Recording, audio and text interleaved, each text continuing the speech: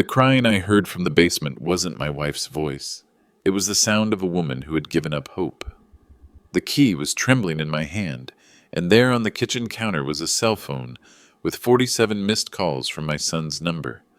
I stood there silent, understanding everything without needing another word. 35 years building Cornerstone Holdings had just been challenged by the person I trusted most. This was family betrayal, and I'll tell you how a father ended everything in absolute silence. But let me start 3 weeks earlier, when I was closing the biggest deal of my career in Vancouver, completely unaware that my son Brandon had been lying to me for months. I thought I was coming home to celebrate our family's Thanksgiving. Instead, I was walking into a nightmare that would teach me the difference between unconditional love and enabling destruction. 3 weeks before that basement door, I was sitting in my corner office on the 32nd floor of downtown Seattle, looking at the deal that would cement my legacy. Cornerstone Holdings, the commercial real estate empire I'd built from nothing, was about to acquire a $47 million property portfolio in Vancouver. 35 years of 16-hour days, missed dinners, and calculated risks had led to this moment. My phone buzzed. A text from Brandon. "Dad, heading out of town for a few days. Work stuff. Don't worry." I stared at that message longer than I should have. At 25, Brandon had been struggling to find his footing. 3 failed jobs in 2 years, each one ending with some excuse about office politics or demanding bosses. Catherine, my wife of 30 years, kept insisting our son just needed time to mature. She'd grown up poor, always said we should be grateful for what we had rather than pushing for more. But I knew better. I'd seen the signs for months. The $180,000 emergency withdrawal from our family trust account in September. Brandon claimed it was for a business opportunity that fell through. The way he avoided eye contact during family dinners. The phone calls he'd take in another room, voice hushed and urgent. Most telling of all, the gradual disappearance of small valuables around the house. Catherine's grandmother's silver candlesticks. My grandfather's pocket watch. Always items Brandon had access to, always with reasonable explanations. I'd built a $32 million fortune by paying attention to details others missed. Red flags that would make any investor walk away. But this was my son. The Vancouver trip was supposed to be quick. Fly up Tuesday, sign contracts Wednesday, celebrate with the partners Thursday, fly home Friday for our traditional Thanksgiving weekend. Catherine had been planning the dinner for weeks, talking about having the whole family together again. Tuesday morning, I kissed Catherine goodbye in our Bellevue kitchen. She was already prepping vegetables, humming something I didn't recognize. "Tell Brandon to call me," she said. "I haven't heard from him since Monday." "He's probably just busy," I replied. But even then, something felt off. The flight to Vancouver was smooth. I spent the time reviewing contracts, double-checking every clause. That's how you survive 35 years in commercial real estate. Trust nothing, verify everything, always have an exit strategy. It's a lesson I should have applied more broadly. Wednesday's signing went perfectly. The Vancouver partners were impressed with Cornerstone's track record. 180 employees across 3 states, a portfolio worth $320 million, not a single major default in our history. I'd built something that would last generations. That evening, I tried calling Brandon. Straight to voicemail. I tried again Thursday morning. Same thing. I called Catherine. "Have you heard from him?" "No, but you know how he is. Probably just busy with work." Friday morning, I was supposed to fly home at 10 a.m. At 7 a.m., my phone rang. Catherine's number. "Ed, I'm worried. Brandon's car's in the driveway, but he's not answering his door. His apartment manager says he hasn't been seen since Tuesday." My blood went cold. Tuesday was the day I left for Vancouver. The day Brandon sent that text about going out of town. I changed my flight to the earliest one available. During the 3-hour flight home, I made calls. First to our bank. The family trust account showed no activity since September's $180,000 withdrawal. Then to Detective Sarah Collins, an old friend who owed me favors from when I'd helped the department navigate a real estate fraud case 5 years earlier. "Ed, file a missing person report if you're worried," Sarah said. "But you know 25-year-olds. They disappear for days sometimes." Not Brandon, not without calling his mother. Tomorrow. Sarah agreed to make some quiet inquiries. I landed at SeaTac at 4 p.m., took a cab straight home instead of stopping at the office like I usually would. The November air was crisp, leaves scattered across our driveway. Our house, a restored 1920s colonial Catherine had fallen in love with 20 years earlier, looked exactly as I'd left it. Peaceful, normal. I should have known that was the first warning sign. Catherine met me at the door, worry lines deep round her eyes. I haven't heard anything. His phone goes straight to voicemail. I even drove by his apartment. His car's there, but the manager says he hasn't seen Brandon since Tuesday. We sat in the kitchen, the same kitchen where I'd kissed her goodbye 4 days earlier. She'd already started some of the Thanksgiving prep, cranberry sauce cooling in glass bowls, the turkey defrosting in our garage refrigerator. Maybe he went somewhere with friends, I suggested, but I didn't believe it. Which friends? You know, he doesn't really. Catherine trailed off. We both knew Brandon had been isolated lately. Another red flag I'd chosen to ignore. That night, I went through Brandon's room for the first time since he'd moved out 2 years earlier. Catherine had kept it exactly the same. High school trophies, college textbooks, a framed photo of the three of us from his graduation. But tucked under his old desk, I found something that made my hands shake. Casino receipts, dozens of them, dating back 8 months. Atlantic City, mostly. Some as high as $15,000 in a single night. All losses. I sat on his bed holding those receipts, understanding finally why the emergency fund withdrawal happened in September. Why our small valuables had been disappearing. Why Brandon had been avoiding family dinners and taking phone calls in secret. My son wasn't just struggling to find himself. He was drowning. And I was 3,000 miles away, signing contracts and celebrating deals, while he spiraled deeper into a hole I couldn't even see. That was Thursday night. Friday, I planned to extend my search, maybe drive to Atlantic City myself. But Friday morning, everything changed. Because Friday morning, I discovered that Brandon hadn't been missing at all. I woke up Friday at 6 a.m. to the sound of Catherine screaming. Not crying, screaming. The kind of sound you hear once in your life and never forget. Raw terror mixed with something else I couldn't identify. I ran downstairs, following the sound toward our basement. Catherine was standing at the top of the stairs, fully dressed despite the early hour, her hair wild, pointing at the basement door. "Ed, there's a lock. There's a lock on the door, and it's not ours." I looked where she was pointing. A heavy-duty padlock had been installed on the outside of our basement door, the kind you'd use on a storage unit or construction site.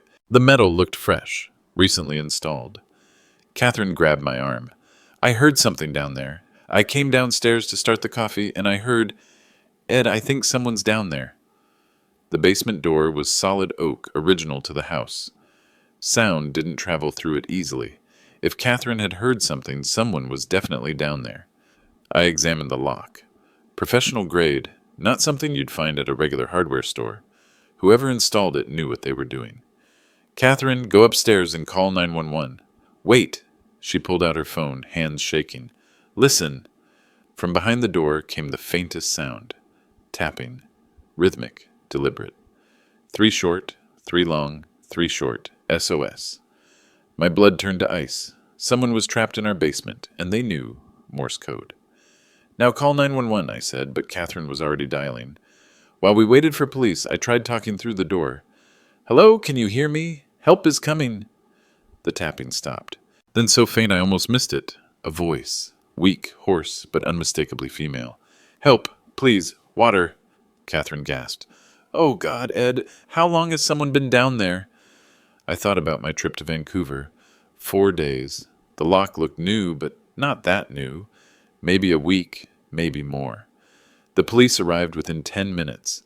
Sarah Collins herself, along with 2 patrol officers. She took one look at the lock and called for bolt cutters. "Ed, when's the last time you were down there?" 2 weeks ago, checking the furnace before winter." "And this lock definitely wasn't here then?" "Absolutely not." The bolt cutters made quick work of the padlock. Sarah drew her weapon, motioned for the patrol officers to flank the door. "Stay back, both of you." She opened the door slowly. "Seattle Police. If anyone's down there, identify yourself." "Help!" The voice was stronger now, definitely female. "Please, I need water." Sarah went down first, weapon drawn, flashlight cutting through the darkness. I followed despite her protests. Our basement was unfinished, concrete floor and exposed beams, about 800 square feet. I used it for storage mostly, holiday decorations, old furniture, boxes of Catherine's teaching materials from before she retired. In the far corner, behind a wall of storage boxes that had been deliberately rearranged, Sarah's flashlight found her. A woman, probably in her 50s, sitting on an old mattress that hadn't been there 2 weeks ago. She was thin, dehydrated, wearing clothes that looked like they'd been slept in for days. Her hair was matted, her lips cracked, but she was alive. "Ma'am, I'm Detective Collins, Seattle Police. You're safe now. What's your name?" The woman looked up, squinting in the flashlight beam. When she saw me, her expression changed from relief to confusion. "Ed, why are you here? Where's Brandon?" My world tilted. This woman knew my name, knew my son. "Ma'am, I'm going to get you some water, and then I need you to tell me exactly what happened." As Sarah helped the woman upstairs, I noticed details that made my skin crawl.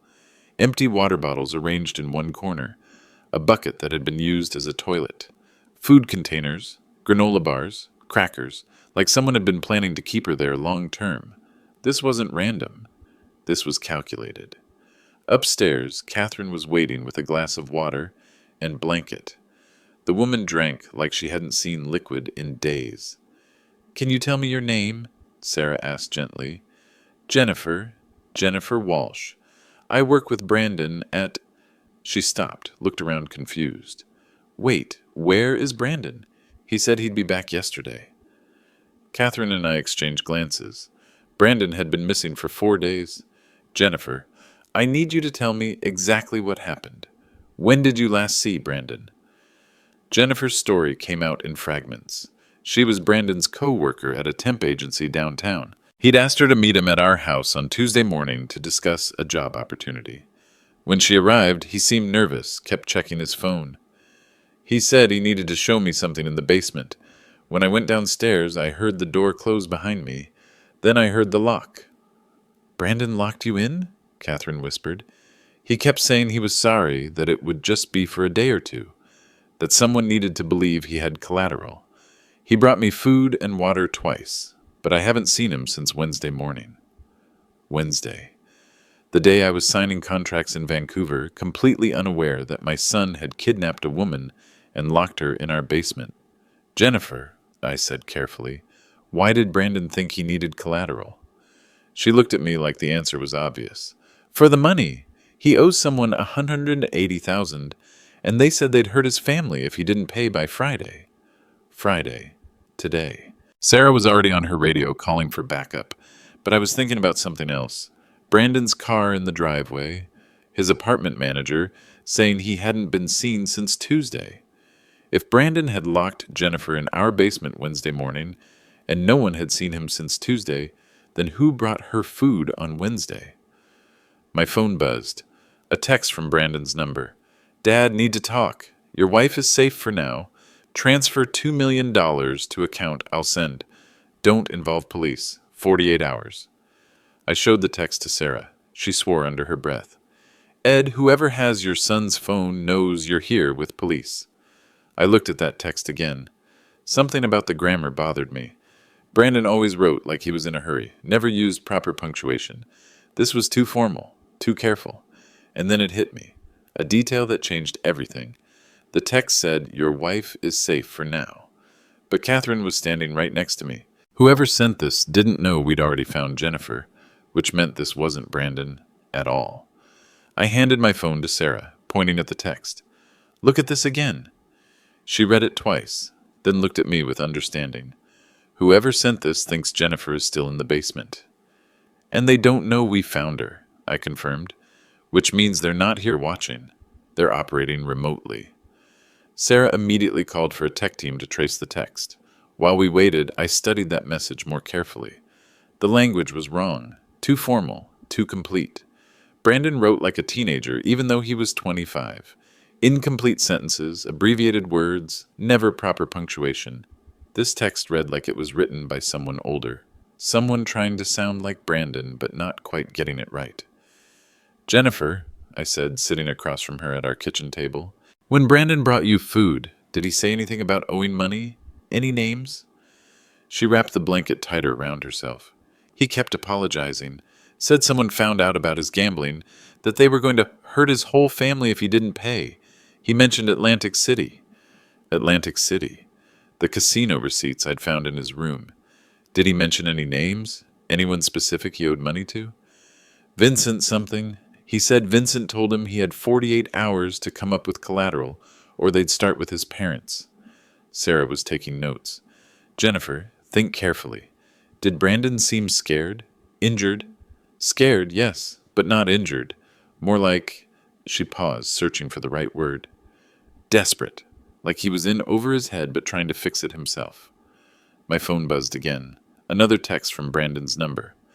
"Bank routing number 021000021. Account 44471899234. Transfer by 6 p.m. Sunday or consequences escalate. No police." I showed it to Sarah. Same formal tone. And look at the timing. 2 texts within 20 minutes. Brandon would never be that organized about anything. Sarah nodded. Whoever has his phone is trying to maintain the illusion, but they're not doing a great job. I excused myself and called Jonathan Pierce, my attorney. 30 years of corporate law had taught him to be available 24/7 for clients like me. "Jonathan, I need you to run a trace on a bank account. Also, I want a complete freeze on all family trust funds immediately." "Ed, it's Friday evening. The bank's—" "Jonathan, my son is missing and someone is trying to extort $2 million from me. Make the calls." While Jonathan worked his magic with financial institutions, Sarah's tech team arrived. They connected specialized equipment to my phone, preparing to trace the next communication. "Ed," Sarah said privately, "we need to consider the possibility that Brandon is involved willingly. The gambling debts, the pattern of lying—" "No," I cut her off. "I know my son. He's made mistakes, but he wouldn't kidnap an innocent woman. Someone else is pulling strings." But even as I said it, doubt crept in. How well did I really know Brandon? I'd been so focused on building Cornerstone Holdings, I'd missed the signs of his gambling addiction for months. What else had I missed? Jonathan called back within an hour. "Ed, that account number traces to a shell company registered in Delaware 3 weeks ago. The person who opened it provided Brandon's social security number and identification. Someone's using his identity. It gets worse. The emergency withdrawal from your family trust in September? It was authorized using Brandon's biometric signature, but the timestamp shows it happened at 3 a.m. on a Tuesday. Your son was at work that day. I checked with his employer. My mind raced. Someone had Brandon's personal information, his identification, even his biometric data. This wasn't a random kidnapping or simple extortion. This was planned, sophisticated. "Sarah," I called her over, "we're dealing with identity theft on top of everything else." Her phone rang. She answered, spoke briefly, then hung up with a grim expression. "Ed, we found Brandon's car. It's in the parking garage of the Tula Lip Casino, about an hour north. It's been there since Tuesday." Tuesday, the day he supposedly left town for work. "Any sign of Brandon?" "Security footage shows him arriving Tuesday morning around 11 a.m. with another man. Caucasian, approximately 30 years old, dark hair. They went into the casino together at 11:15 a.m. Brandon never came back out." "What about the other man?" "He left alone at 7 p.m. that evening, driving Brandon's car. He returned it to the parking garage Wednesday morning and left in a different vehicle." The timeline was becoming clear. Brandon went to the casino Tuesday morning with someone. That someone left with Brandon's car, his phone, probably his wallet, and ID. Wednesday morning, the same person used Brandon's identity to lock Jennifer in our basement, then disappeared.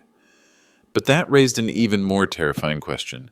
If someone else had been using Brandon's phone and ID since Tuesday, where was my son? Sarah's radio crackled. Her dispatcher's voice was professional but urgent. "Detective Collins, we need you at Tula Lip Casino immediately. Security has something you need to see. I looked at Sarah. She looked at me. We both knew this was about to get much worse. 20 minutes later, we were driving north on I-5, emergency lights flashing. Jennifer was safe at the hospital, Catherine was with her sister for the night, and I was about to learn the truth about what happened to my son. A truth that would make me question everything I thought I knew about fatherhood, trust, and justice. The Tulalip Casino security office smelled like stale cigarettes and burnt coffee.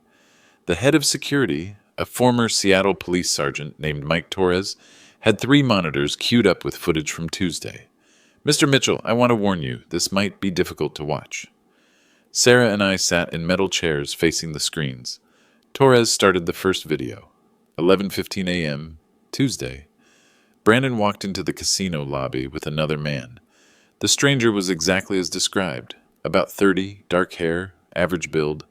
Nothing remarkable except for one detail that made my blood run cold. He was wearing Brandon's jacket, the brown leather jacket Catherine had bought him for his birthday. They went straight to the high-stakes poker room, Torres explained. Your son bought in for $15,000, cash. $15,000, more money than Brandon had ever had at one time in his life. The second monitor showed the poker room. Brandon sat at a table with 5 other players, including the dark-haired man. For 2 hours, Brandon played aggressively, winning some hands, losing others. The stranger never played, just watched, occasionally leaning over to whisper in Brandon's ear. What's he saying? I asked. We can't make out words from this angle, but watch your son's reactions. I watched Brandon's face carefully. At first he looked confident, almost cocky, but as the whispered conversations continued, his expression changed. By 2 p.m. he looked pale, nervous. His hands were shaking slightly as he handled cards.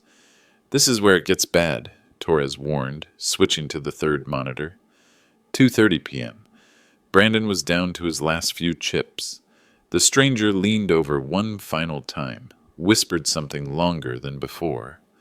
Brandon's face went white. He stood up abruptly, said something to the dealer, then followed the stranger away from the table.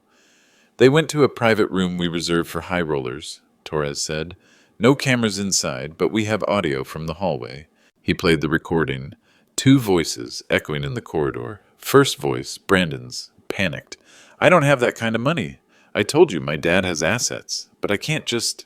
Second voice, calm, controlled, with a slight accent I couldn't place. Brandon, you told me your family was worth millions. You said you could guarantee payment. I can, but I need time. My dad's in Vancouver until Friday. I can't access the big accounts without... Time is a luxury you don't have. Your new debts, combined with what you already owe from Atlantic City, puts you at $180,000. Due today. The recording continued for another minute. The stranger laid out Brandon's options. Pay immediately or provide collateral that would ensure his family's cooperation in securing payment. The word collateral made my stomach turn. They left the casino together at 3:15 p.m., Torres continued. Brandon looked like he was going to throw up. The other guy was completely calm, like he'd done this before.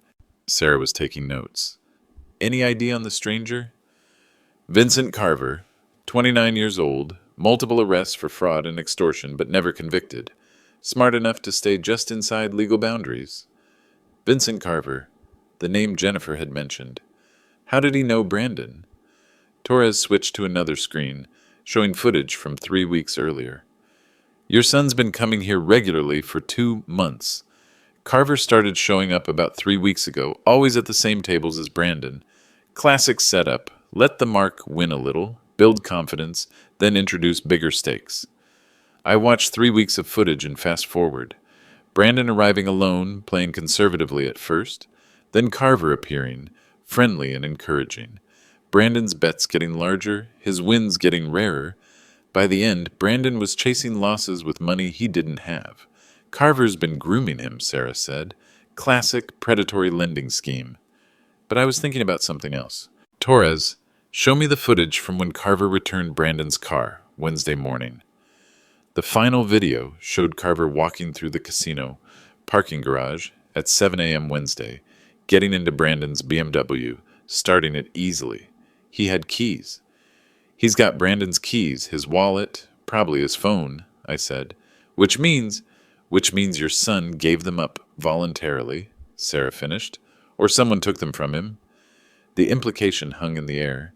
Either Brandon was cooperating with his own extortion, or something had happened to him Tuesday night that forced him to give up everything. Torres cleared his throat. Mr. Mitchell, there's one more thing. We found this in the private room after they left. He handed me a small plastic bag containing a business card. Cornerstone Holdings, my business card, with my personal cell phone number written on the back in Brandon's handwriting. Your son gave him your contact information. I stared at that card, understanding finally how Carver had known exactly who to target. Brandon hadn't just gambled away his own money. He'd provided a roadmap to his family's wealth.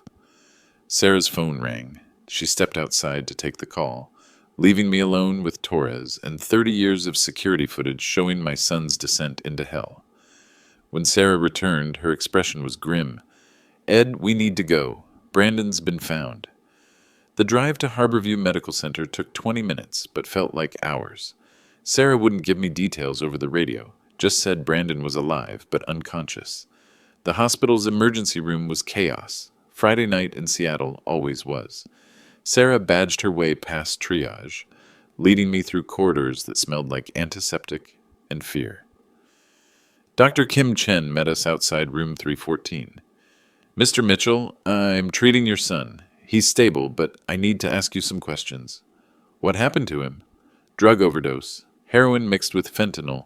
If a jogger hadn't found him when they did, he'd be dead. Heroin. My son, who'd never touched anything stronger than alcohol, as far as I knew, had overdosed on heroin. Where was he found? Discovery Park near the north parking lot. He'd been there approximately 6 hours when found. 6 hours. Since Tuesday night, when he'd left the casino with Vincent Carver. Can I see him? Dr. Chen led me into the room. Brandon was unconscious, hooked to monitors, breathing through a ventilator. His face was pale, almost gray. He looked younger than his 25 years, vulnerable in a way I hadn't seen since he was a child. I sat beside his bed, taking his hand. It was cold, limp. When will he wake up? Hard to say, and the amount of drugs in his system should have killed him. We're monitoring for brain damage from oxygen deprivation. Sarah touched my shoulder. Ed, the doctors say he's been unconscious since Tuesday night, which means Vincent Carver has been impersonating him for 3 days. I finished the thought, understanding flooding through me like ice water. My son hadn't kidnapped Jennifer Walsh. My son hadn't sent those extortion texts. My son had been dying in a park while someone else used his identity to terrorize my family. Vincent Carver hadn't just stolen Brandon's money. He'd stolen my son's life, then tried to cash in on the aftermath. But Carver had made one critical mistake. He'd assumed I was just another wealthy father who'd pay anything to protect his family. He was about to learn how wrong that assumption was. I stood up, still holding Brandon's bond, and made a decision that would define the next 48 hours. Vincent Carver wanted $2 million. Fine, he'd get his meeting. But he wouldn't get what he was expecting. I left Brandon's bedside at midnight with a clarity I hadn't felt in days. Sarah tried to convince me to wait for backup, to let the FBI handle the extortion. But this had moved beyond law enforcement. This was personal. Jonathan Pierce met me at my downtown office at 1 a.m. 30 years of corporate law had taught him to work strange hours, and he'd never questioned my judgment before. He wasn't about to start now. Ed, what exactly are you planning? I'm going to give Vincent Carver exactly what he asked for, a meeting to discuss payment. I'd already had my IT team trace the routing number from Carver's text. The account was registered to a shell company, but the paperwork trail led back to a mailbox in Renton. From there, it was easy to find an address. Vincent Carver lived in a run-down apartment complex off Highway 167. 29 years old, no steady employment, multiple arrests, but no convictions. He was smart enough to stay just inside legal boundaries, but not smart enough to avoid leaving a digital trail. Jonathan, I need you to prepare 2 documents. First, a withdrawal authorization for $2 million from the family trust. Make it look legitimate. Ed, you're not actually going to... Second, I need a temporary restraining order against Vincent Carver, pre-signed and ready to file. Harassment, extortion, identity, theft, everything we can prove. Jonathan raised an eyebrow. Pre-signed? Ed, that's not... Jonathan, my son is in a coma because this man fed him drugs and left him to die. I don't care about legal technicalities anymore.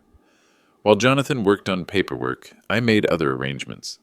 My head of security at Cornerstone Holdings was an ex-Marine named David Walsh.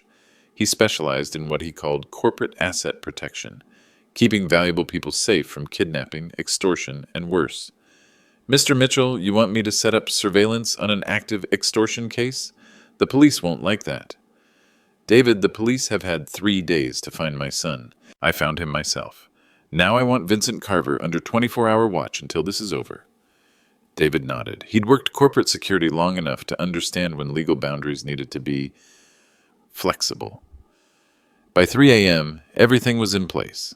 Carver's apartment was under surveillance. His phone was being monitored through a private contractor who asked no questions, and I had a plan that would end this nightmare permanently. I sent a text to Brandon's number, knowing Carver would receive it. Vincent, you want to discuss payment? Warehouse District, 1247 Harbor Avenue. Come alone at 6 p.m. Bring my son's belongings. The response came within minutes. How do I know this isn't a trap? Because I'm bringing $2 million in cash, and because you have nothing left to lose. That last part was more accurate than Carver realized. Saturday, 6 p.m.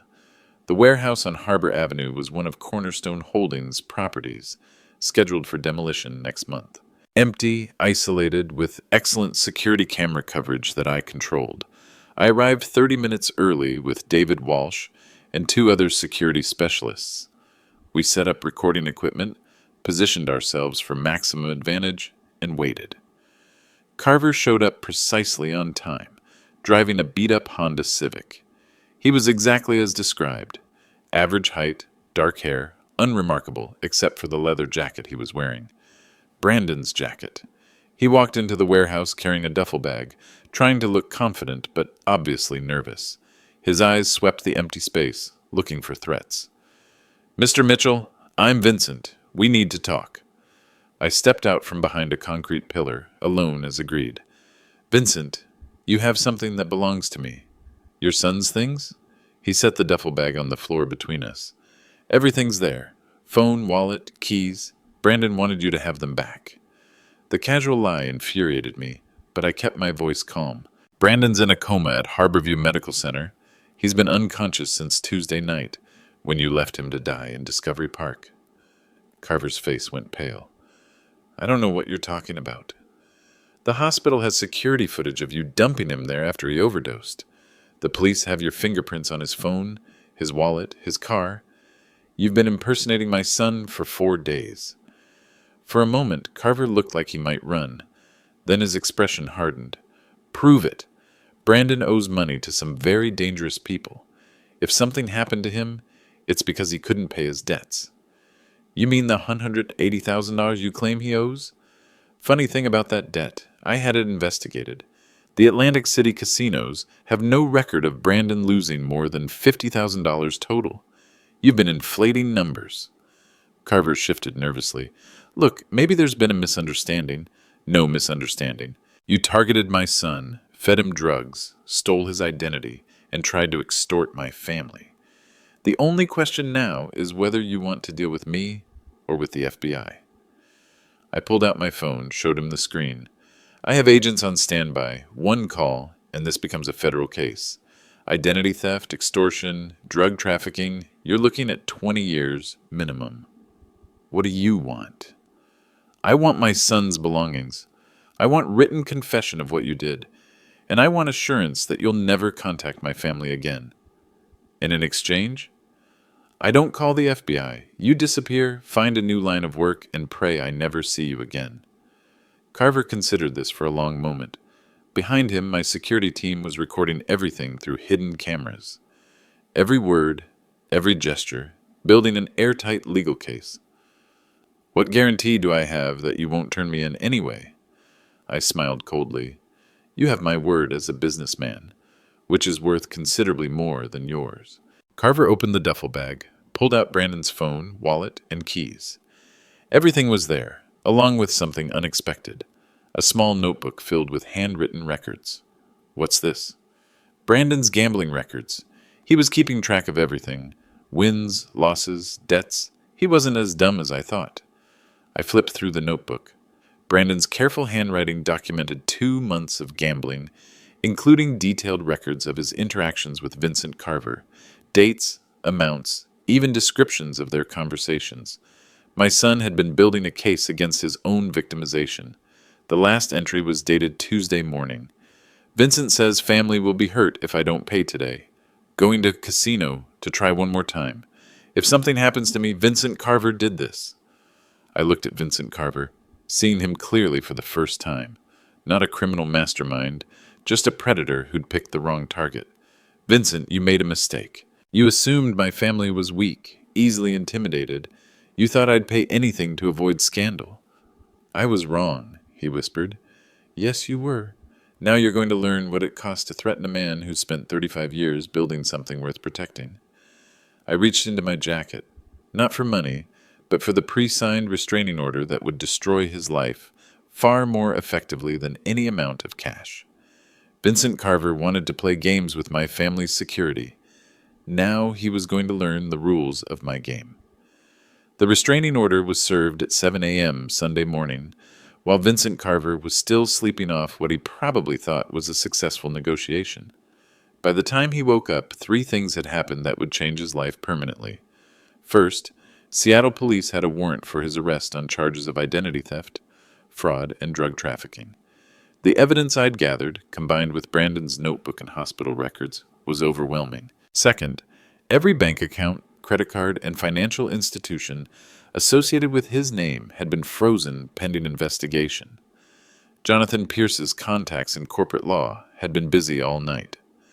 Third, his landlord had received notice of eviction based on illegal activities conducted on the premises. I owned the apartment complex through a subsidiary of Cornerstone Holdings, a detail Vincent hadn't bothered researching. I didn't feel satisfaction watching his life crumble. I felt empty.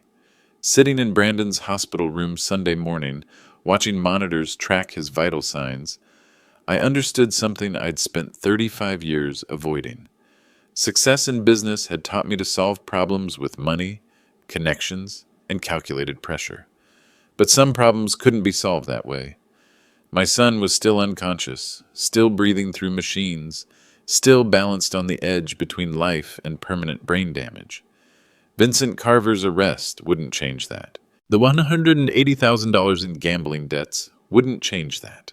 All my wealth and influence couldn't fix what mattered most. Mr. Mitchell, Dr. Chen knocked softly before entering. We have some test results. I stood, bracing myself for news I wasn't ready to hear. Brandon's brain scans show minimal damage from oxygen deprivation. His reflexes are improving. We're optimistic about reducing sedation later today. Relief flooded through me like warm water. He's going to be okay? Physically, yes, but Mr. Mitchell, your son is going to need extensive support. The drug addiction, the gambling, these are symptoms of deeper issues. I nodded, not trusting myself to speak. There's something else. When we tested the drugs in his system, we found something unusual. The heroin was mixed with a synthetic compound that made overdose almost inevitable. Someone wanted him dead. The words hit me like a physical blow. Vincent Carver hadn't just stolen from my son. He'd tried to murder him. Does Detective Collins know about this? She's been notified. The charges against Carver are being upgraded to attempted murder. I sat back down, holding Brandon's hand. 25 years old, and someone had deliberately tried to end his life for money. The same money I'd made by working 18-hour days, missing family dinners, prioritizing business over everything else. How much of this was my fault? If I'd been a more present father, if I'd noticed the signs of addiction sooner, if I'd created space for Brandon to come to me with problems instead of hiding them, would any of this have happened? Catherine arrived at noon, bringing coffee and the kind of forced optimism she'd perfected during 30 years of marriage to a workaholic. She sat on the opposite side of Brandon's bed, taking his other hand. The doctors say he's going to wake up soon. Catherine, when he does wake up, everything's going to be different. She looked at me across our unconscious son. Different how? I can't go back to working 70-hour weeks. I can't pretend that providing money is the same as providing support. Ed, you've been a good father. Toby. No, I haven't. I've been a good provider. There's a difference. And that difference nearly killed our son. We sat in silence for a while, listening to the rhythm of machines keeping Brandon alive. Outside the window, Seattle continued its usual Sunday routine. Families going to brunch, kids playing in parks, fathers spending time with their children instead of chasing the next deal. At 3 p.m., Brandon's eyelids fluttered. His fingers moved slightly in my hand. Catherine called for the nurse, but I just sat there, watching my son fight his way back to consciousness, knowing that when he opened his eyes, I'd have to tell him everything. And then I'd have to figure out how to be the father he needed instead of the father I'd been. Brandon opened his eyes at 4:17 p.m. on Sunday afternoon, exactly 96 hours after Vincent Carver had left him to die in Discovery Park. His first word was Mom. Catherine cried, deep, relieved sobs that she'd been holding back for days. I just held his hand tighter, not trusting myself to speak. Dad? His voice was hoarse from the ventilator, but alert. What happened? I remember Vincent and the casino, and then... You overdosed, I said simply. Someone found you in the park Tuesday night. You've been unconscious since then. Brandon closed his eyes, processing. Vincent said he was going to help me win back the money I owed. He gave me something to calm my nerves before the big game. Brandon, there was no big game. Vincent fed you enough drugs to kill you, then dumped you in the park and spent 4 days impersonating you. What do you mean, impersonating me? Catherine and I exchanged glances. How do you tell your son that someone used his near death to extort his own family? Vincent locked a woman in our basement. He used your phone to send threatening texts demanding money. He made us believe you were the one doing it. Brandon's face went white. Oh, God. Jennifer. Is Jennifer okay? You know about Jennifer? Vincent said he needed collateral to prove I was serious about paying my debts. I thought he just meant someone to vouch for me. I brought her to the house, but then Vincent locked her in the basement and said I had to go with him to set up the payment. The pieces finally clicked together. Brandon hadn't been a willing participant. He'd been another victim. Son, Vincent Carver is in jail. The woman, Jennifer, is safe. But we need to talk about what happens next. Over the next hour, Brandon told us everything. The gambling had started small, just entertainment. But losses accumulated, and he'd been too ashamed to ask for help. When he met Vincent at the casino, he thought he'd found a solution. I knew you'd be disappointed in me, Brandon said. You built this incredible business, and I couldn't even keep a job for 6 months. Brandon, I've been disappointed in myself, not you. I was so focused on building wealth, I forgot to build a relationship with my son. Catherine squeezed my hand. In 30 years of marriage, she'd never heard me admit failure that directly. What happens now? Brandon asked. Now you get healthy. The doctors say you'll need at least a week here, then probably outpatient addiction treatment. I mean after that. I don't have a job, I don't have money, and I definitely don't have a place to live. I'd been thinking about this since the moment Brandon opened his eyes. Cornerstone Holdings had 180 employees, but no clear succession plan. I'd always assumed Brandon would find his own path, never considering whether he'd want to be part of the family business. I have a proposition, not as your father, but as CEO of Cornerstone Holdings. Brandon looked surprised. We need someone to develop an employee assistance program, counseling services, addiction support, financial planning, someone who understands the problems because they've lived them. Dad, I'm not qualified for that kind of responsibility. You will be, after you complete addiction treatment and get some training in social work. It would be a real job, with real expectations and accountability, not charity. Catherine smiled. For the first time in years, I was offering Brandon challenge instead of just money. What would that mean exactly? It means working your way up from the bottom, starting in an entry-level position, learning the business, proving yourself. If you succeed, eventually you could help other families avoid what we've been through. Brandon was quiet for a long time. Finally, he looked at both of us. I want to try, but I need to know something first. What? Do you forgive me? For the gambling, for lying, for putting you through this? I thought about Vincent Carver, sitting in a jail cell. I thought about the choices that had led my family to this point. I thought about the difference between forgiveness and accountability. Brandon, I love you unconditionally, but forgiveness isn't something you get. It's something you earn. Through honesty, through hard work, through proving that you've learned from this experience. He nodded slowly. That's fair. For the first time in years, my son and I understood each other completely, but our conversation was interrupted by Detective Sarah Collins, who arrived with news that would test our new understanding in ways none of us expected. Vincent Carver wanted to make a deal, and what he was offering would force me to choose between justice and mercy in ways I'd never imagined. Detective Sarah Collins pulled me aside while Catherine and Brandon discussed treatment options. Her expression was carefully neutral, the face she used when delivering news that could go either way. Ed, we need to talk. Vincent Carver's attorney contacted the prosecutor this morning. He wants to make a deal. What kind of deal? Full confession to all charges in exchange for a reduced sentence. 5 years instead of 20. And you're telling me this because? Sarah hesitated. Because part of his confession involves information about other victims. Carver's been running this identity theft scheme for 2 years. There are at least 12 other families he's targeted. I felt a familiar weight settling on my chest, the same weight I felt when making difficult business decisions that would affect hundreds of employees. Sarah, I don't care about other victims. I care about my son almost dying and my wife being terrorized. I know, but the prosecutor wants to know if your family would support the plea deal.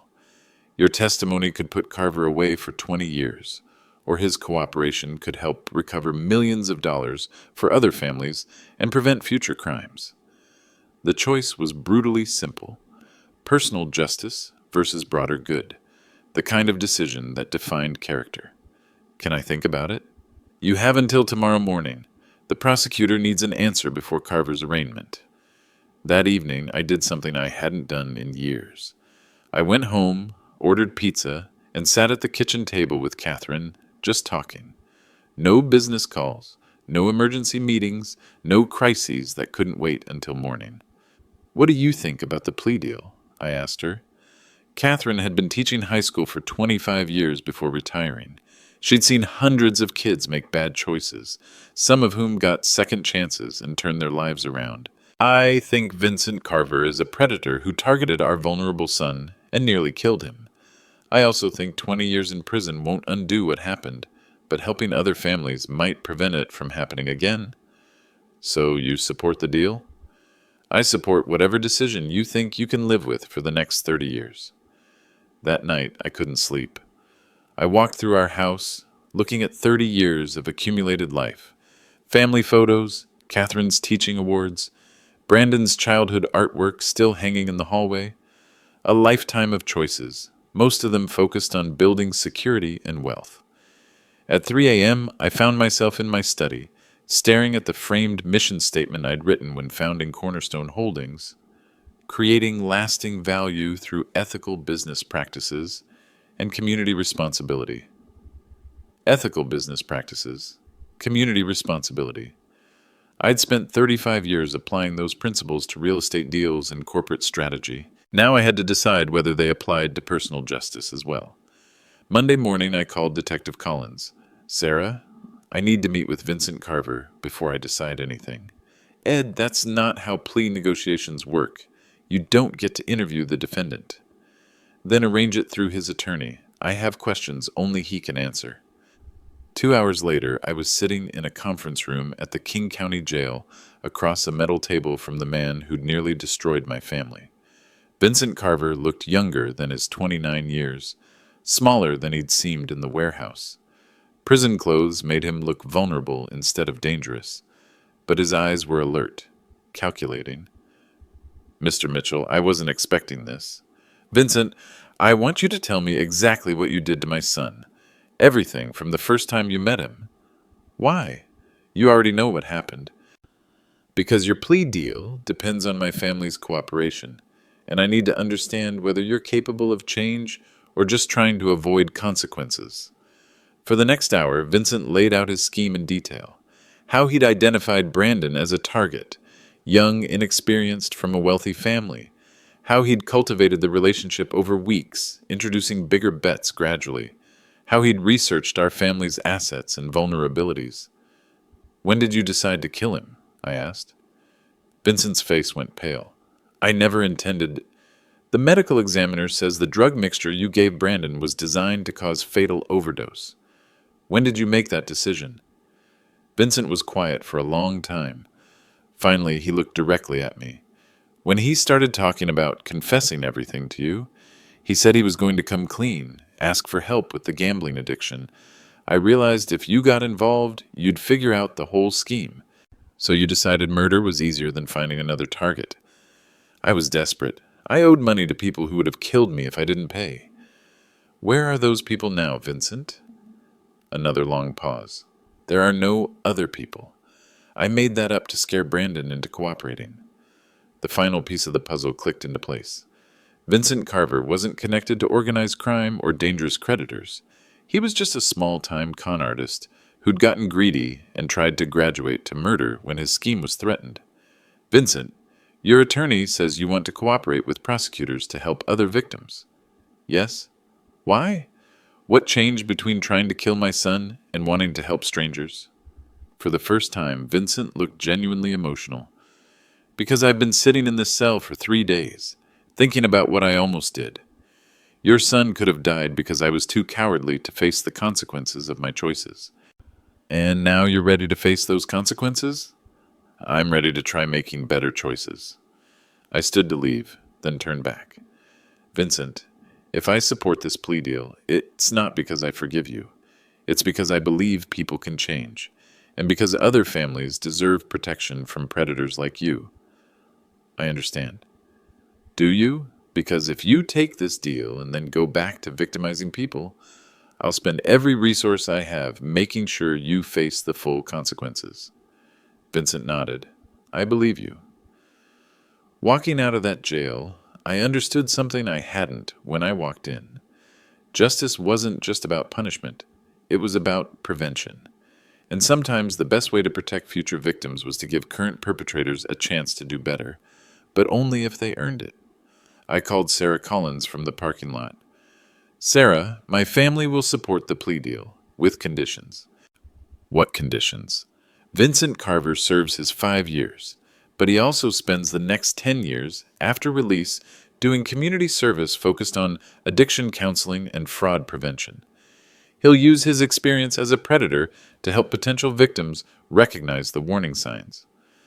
Ed, that's not how plea deals work.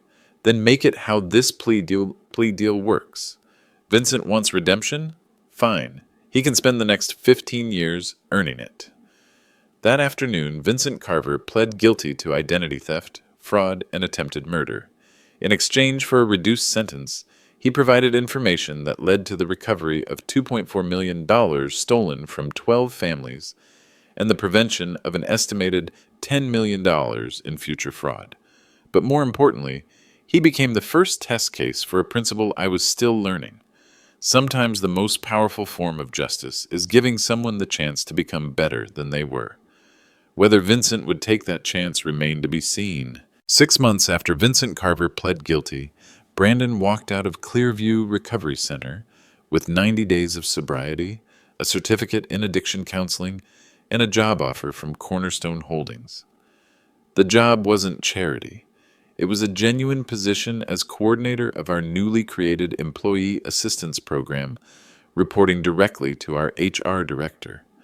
Brandon would start at $35,000 per year, less than he could make elsewhere, but fair for his experience level.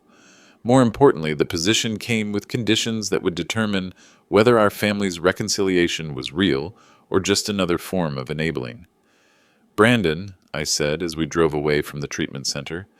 I want to be clear about something. This job offer isn't unconditional love made manifest. It's an opportunity to prove you've learned from what happened. He was quiet for a moment, looking out at the Seattle skyline. 6 months of treatment had changed him physically. He'd gained weight, his skin was clear, his eyes were alert in a way they hadn't been for years. Dad, what if I screw this up?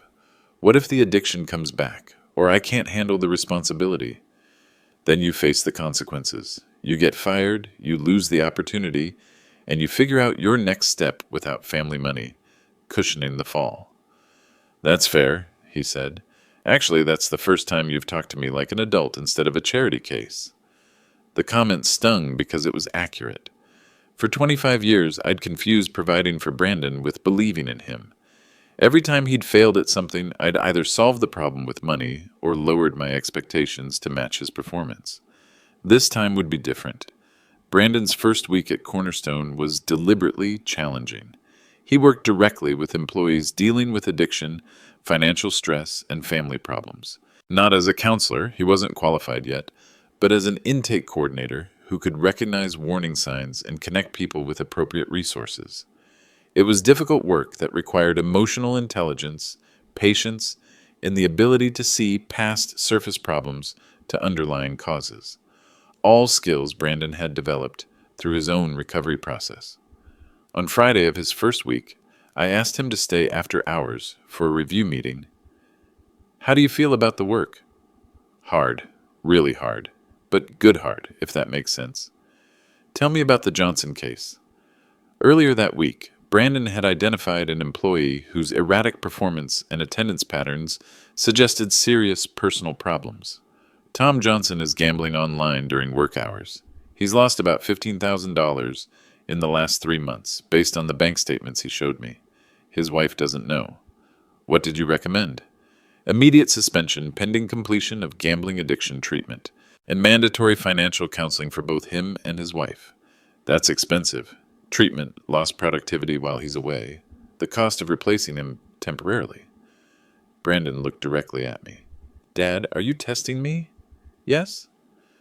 Then my answer is that Tom Johnson is more valuable as a recovered employee who's grateful for a second chance than as a terminated employee who becomes someone else's problem. The cost of treatment is an investment in loyalty and productivity. I smiled.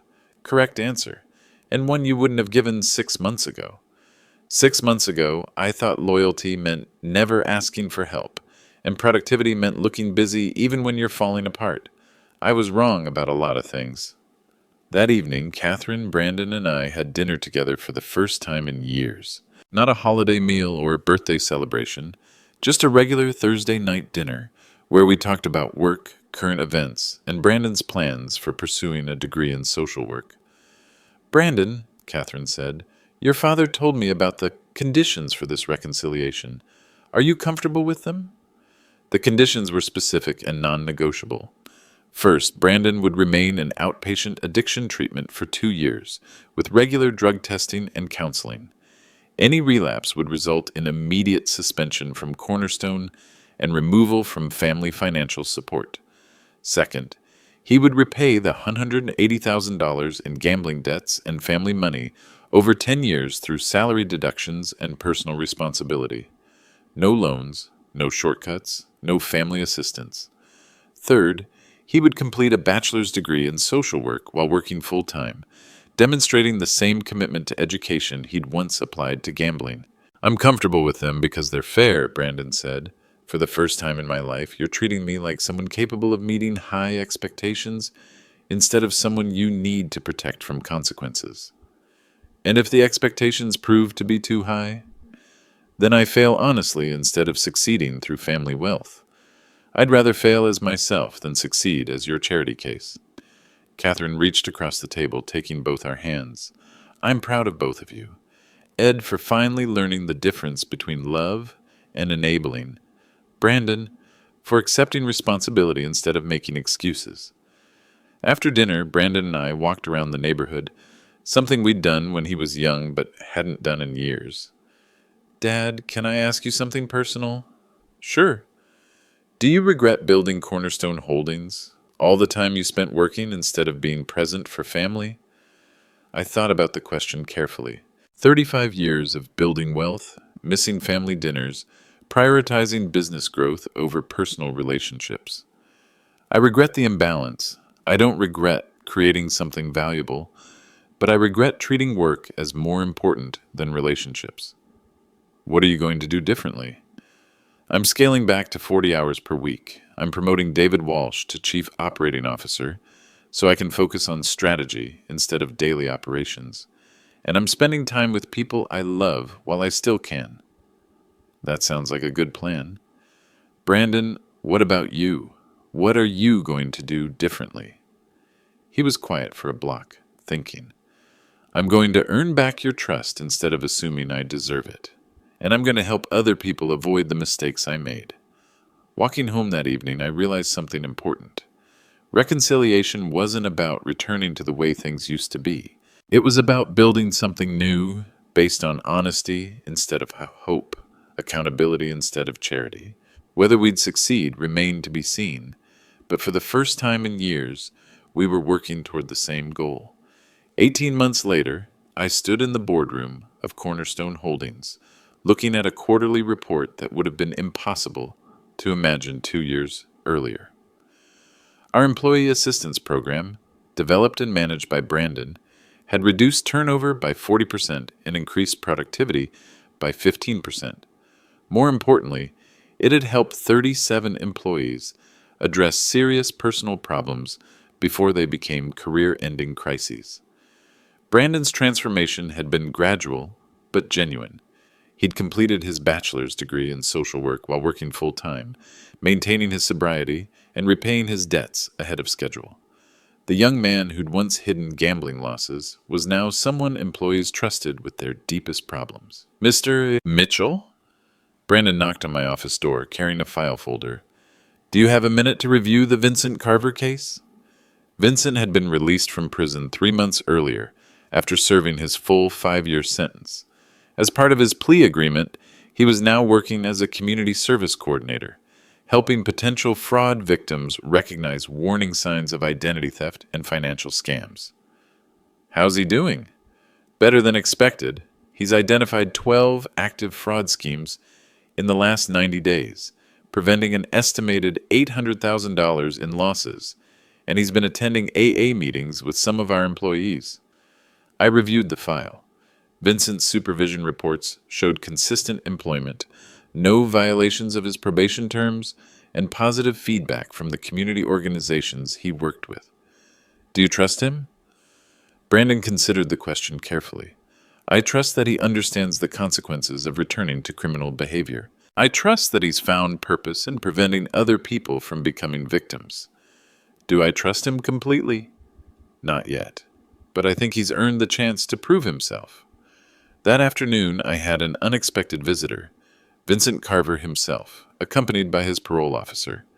Mr. Mitchell, I wanted to thank you personally for supporting my release and community service program. Vincent looked different, older, more serious, but also more genuine than the calculating predator I'd met in jail 2 years earlier. Don't thank me yet, Vincent. Thank me in 10 years if you're still helping people instead of victimizing them. I understand. But I wanted you to know that what you said in jail about people being capable of change, that meant something to me. After Vincent left, I sat in my office thinking about the difference between justice and vengeance. Justice required accountability, consequences, and the opportunity for redemption. Vengeance was just punishment without purpose. I'd spent 35 years building a business based on the principle that people could change, grow, and become better than they were. It had taken nearly losing my son to apply that same principle to my personal life. That evening, Catherine, Brandon, and I attended the graduation ceremony for Cornerstone Holdings' first class of peer addiction counselors. 12 employees had completed a year-long training program that would allow them to provide support for coworkers struggling with substance abuse. Brandon spoke at the ceremony, sharing his story without shame or self-pity. He talked about the progression from occasional gambling to life-threatening addiction, the role that enabling played in preventing recovery, and the importance of accountability in building genuine change. Recovery isn't about becoming perfect, he concluded. It's about becoming honest with ourselves, with our families, and with the people we've hurt.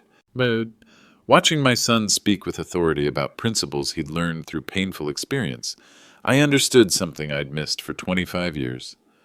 Love isn't about protecting people from consequences. It's about believing they're strong enough to handle them. As we drove home that night, Catherine took my hand. Any regrets about how we handled Vincent Carver? No regrets. Justice served, other families protected, and maybe one person gets a genuine second chance. And Brandon? I looked at my son in the rearview mirror, texting with one of his counseling program graduates who'd had a difficult day. No regrets there either. We're finally building something real instead of something comfortable. That night, for the first time in 35 years, I went to sleep, knowing that my most important work wasn't happening at the office. It was happening at home, one honest conversation at a time.